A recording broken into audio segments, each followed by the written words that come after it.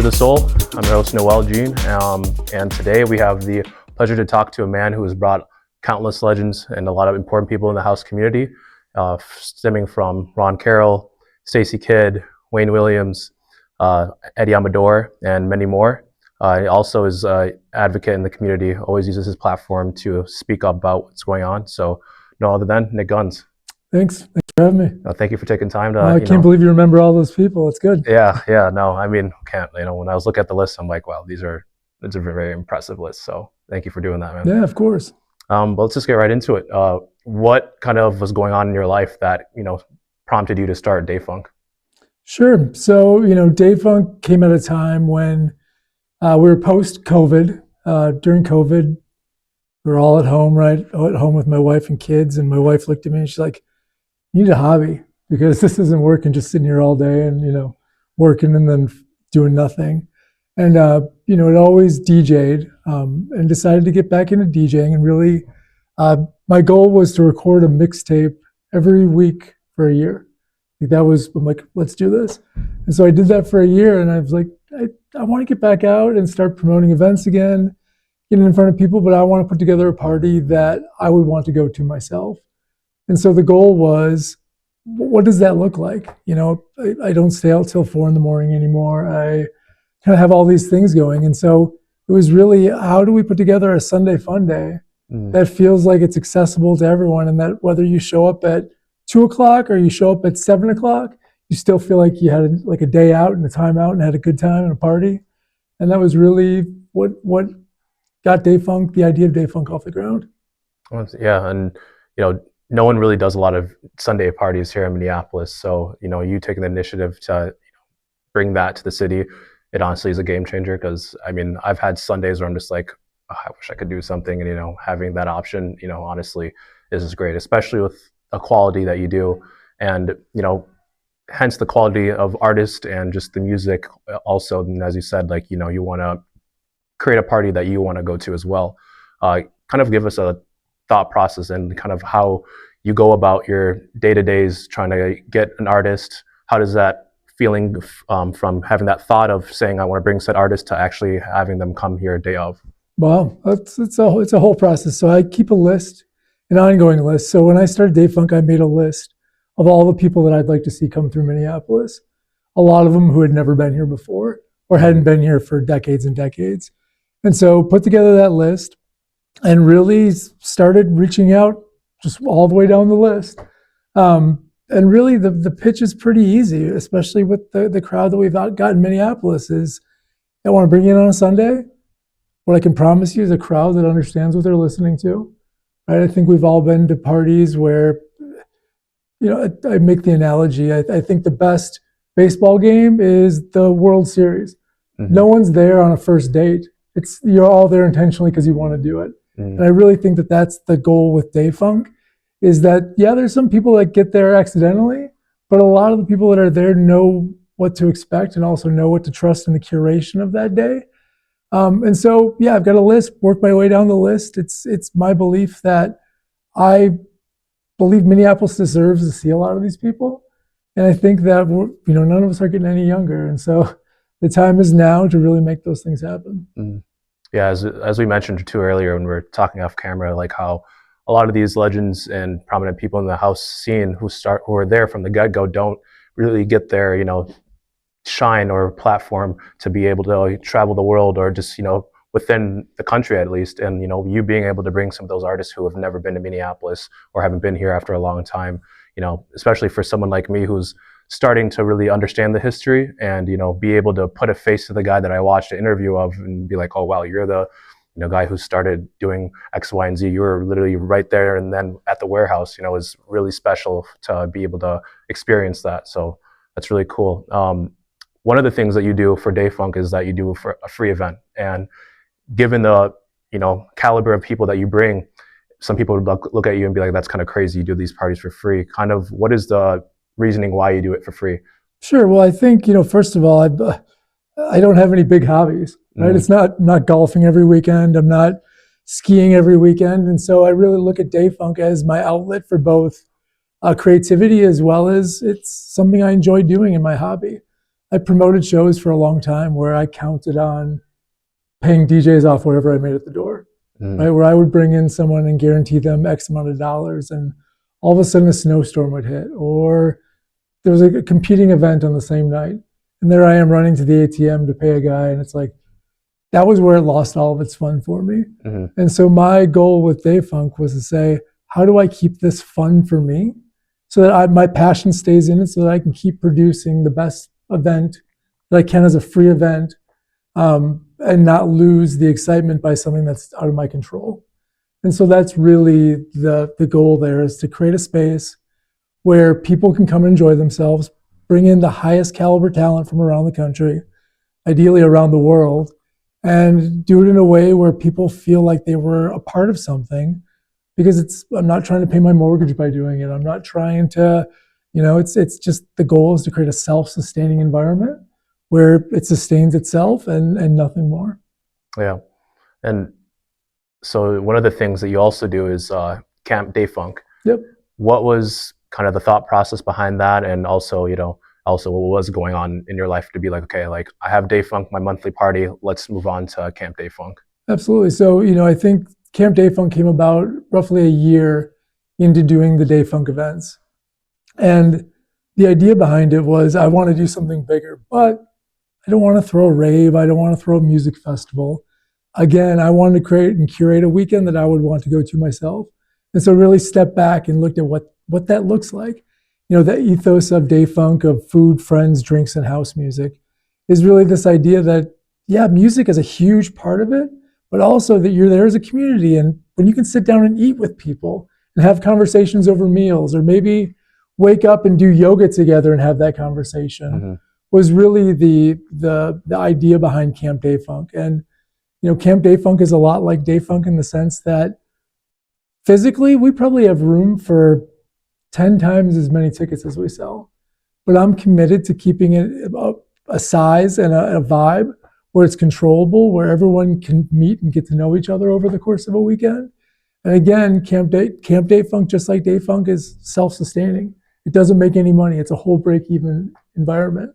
And mm-hmm. the way that I start to think about this, and maybe this is crazy, but imagine if we all pooled our money together and you just had one person that said, put together the party, we're all going to share, mm-hmm. and whatever you come up with, the best version of it, because we trust you're going to come up with the best version of how we're going to spend our shared resource, is really kind of the way that Camp Dayfunk sits.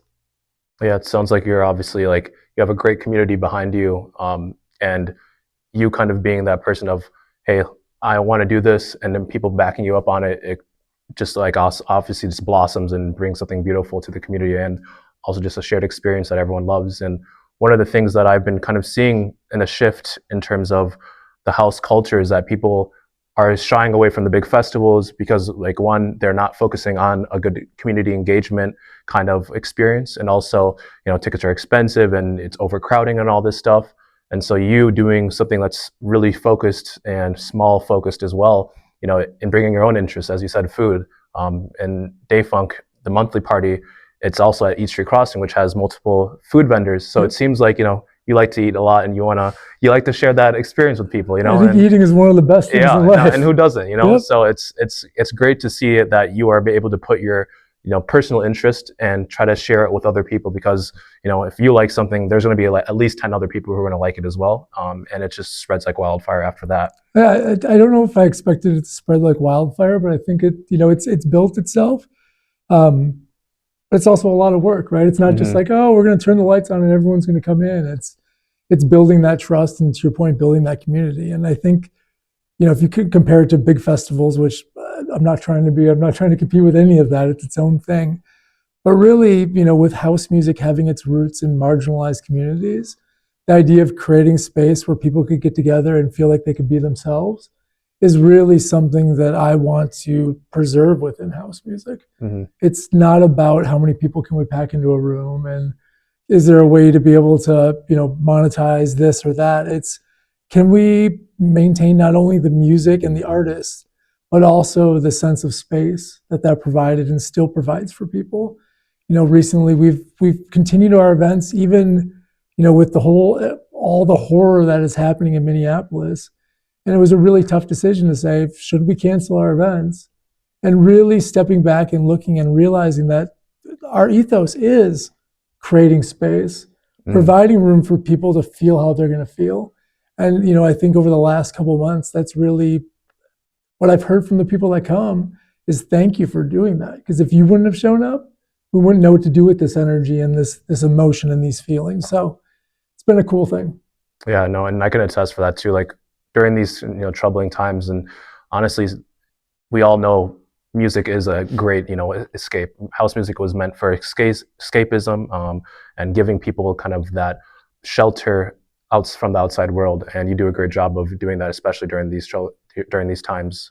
One of the things that is really important, obviously, is using your platform to provide those spaces, but also using it as a voice as well, not just saying, hey, just come to my party and feel welcome, but you use your platform to speak up. How important is it to you to kind of use your platform and give a voice to other people who may not be able to? I think it's a really fine balance to figure out. I think I have a pretty clear idea of what's right and wrong. And I think that really the goal is when I do use the platform to talk about something that's happening beyond music, it's really because someone needs to say something. I think that there's a lot of fear, right? That part of what's happening right now, and just, I shouldn't say right now, but just in general, is this idea of controlling people with fear, trying to divide people. And so, because the platform that we've built together is really around space and all these things that I've mentioned, I want to be able to make sure that I can use that platform to show up and voice what's right, and make people feel like they're not alone, right? To make people feel that they're not the crazy ones that feel, gosh, I woke up this morning and I was crying and I don't know what to do, and now I'm out in the world, and it's I feel like if we can figure out how to keep it a constant, right? Not just showing up when it's good time, but being able to show up when people need it is also really important. Yeah, and especially like in Minnesota, where the community is really small. Honestly, like it really feels like a family at the end of the day when it comes to these small communities within Minnesota. Like when I was looking at all the stuff that was happening with ICE and just in general in the world, there were certain promoters I was seeing that weren't speaking up, but they're in like really big cities and they got away with that. Here in Minneapolis and just Minnesota in general, if you are a promoter or anybody individual, you're not saying anything, everyone's going to know about it. And I think it's just really important just to stand up and use your voice. And, as you saw in the protest, there's so many people out there who are so focused on community and making sure that everyone feels right in Minnesota. And that's what I really love about this city and this state, is that people just, really do come together. And you're obviously one of those people who would try to make sure that everyone's staying put. Just going to shift gears here, but I want to talk a little bit more about your personal experiences in music. How did you come about listening to house music? What was that experience of hearing house music for the first time? I think my first experience of kind of being out within house music, my first experience with house music was really over the radio. So I grew up in southeastern Wisconsin, and I grew up kind of right at the border of where B96 from Chicago could still be heard. And B96 was, it was the Hot Mix 5, and it was WBMX, and they would do lunch mixes, and they would do the Friday night mix, and it was all these things that like I just never heard growing up in a small town. And so I'd drive to where I could get a good signal and sit in my car and listen. So, 16 years old.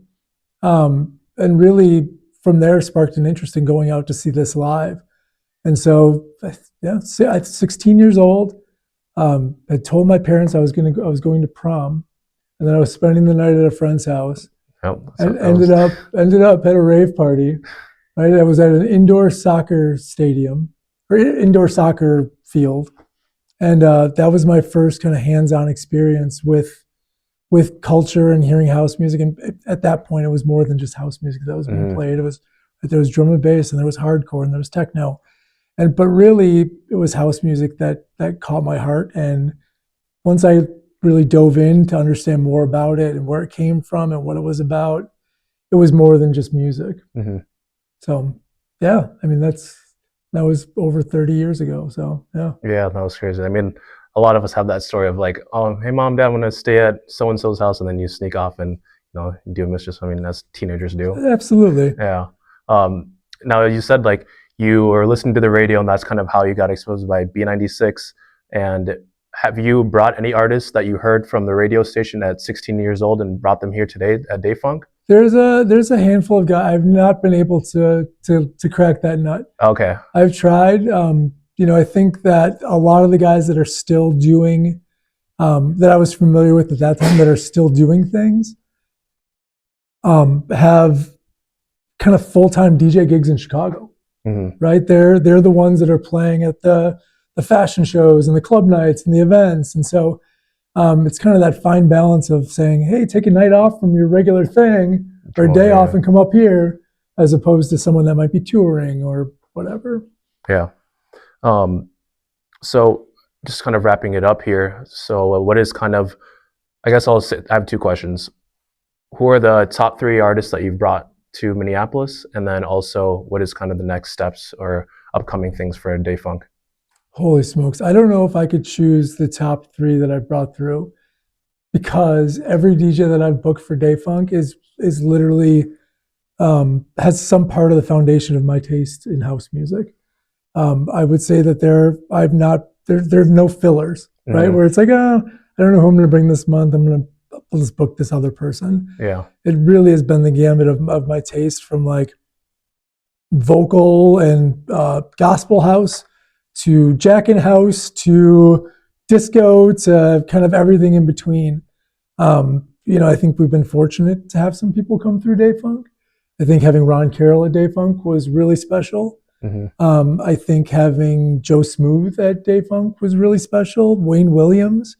And I think the great part is that most of the people that I've brought from out of town have since become friends of mine. And so really to kind of stay in touch and get to know those people on a deeper level, I couldn't be like, oh, that's my favorite friend and that's my favorite friend. It's really expanded the community in the way I think about it. Yeah, oh, that's really dope. Well, thank you very much for taking time and talking with us. And, we really wish you the best moving forward and keep doing what you're doing, man. Thank you, I appreciate that.